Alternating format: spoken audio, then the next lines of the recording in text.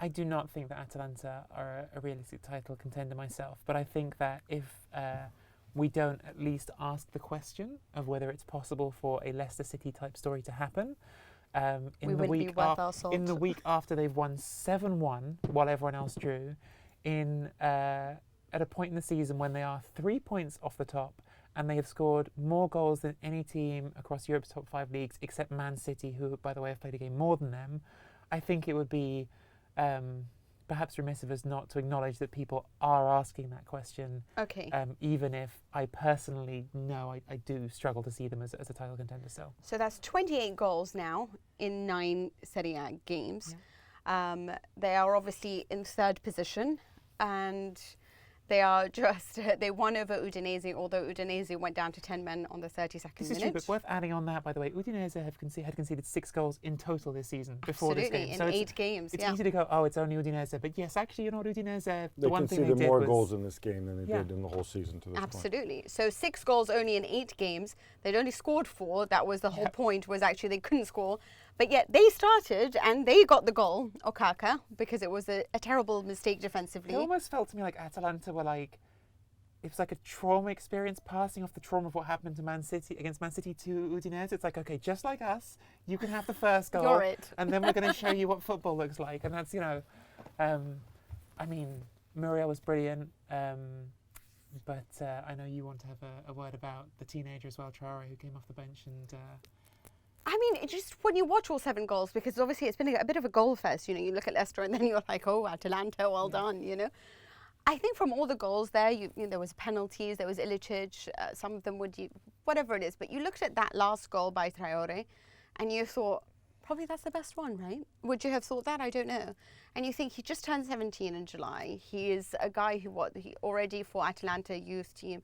He has managed 4 goals, 5 assists, I believe. He's just been sensational. But what I like so much about him is what I want De Ligt to have, which is right now that kind of like that Esposito feeling, which is like, yeah, this is me. I can do this. I think it's easier to have when nobody came out and spent 80 million on you. Know, to be fair to De Ligt. Absolutely. Well, it's interesting with this Leicester parallel. I mean, again, I don't think it's going to happen. Leicester, I think, were also qualitatively far superior to this Atalanta team. I mean, let's not. It's also true that at this point in the season, no one in England thought that could happen. Very true, but Leicester ended up selling N'Golo Kante, who is one of the best in the world at his position. They sold Riyad Mahrez. Now the guy plays for Manchester City. Could have sold Jamie Vardy as well. I look at this Atalanta team. Actually, weirdly, Traore is probably the most valuable player they have, and he's played like 20 minutes. You know, in his debut.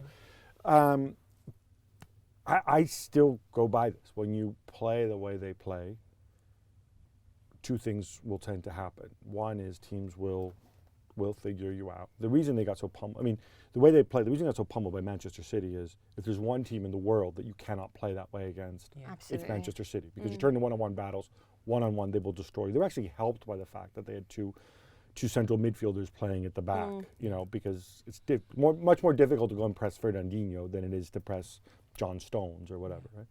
But I think teams will, to some degree, figure this out. And I also think, even though their squad is much deeper this year, so he can make more changes and he can rotate more, and he seems to be able to do that without a drop-off, eventually you would expect them to run out of gas, right?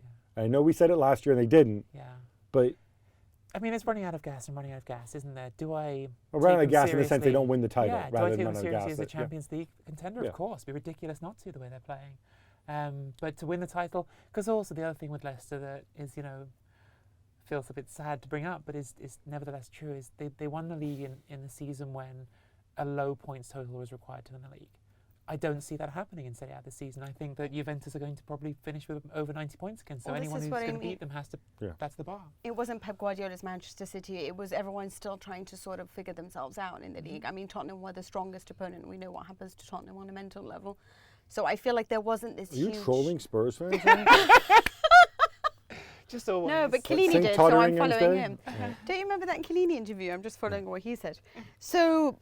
I feel like, you're now coming up Antonio Conte's Inter, and you're coming up against, Juventus that has won 8 in a row. So it's a little bit harder also because in Serie A, as opposed to like, Premier League or whatever it is, defense matters, right? Like, as in, at the end of the day, the ones that win it tend to have the best defenses. And it worries me. I know that times are changing, and by all means, but I do think there is that possibility where So you say the ones that won it, the same team won it the last 8 years.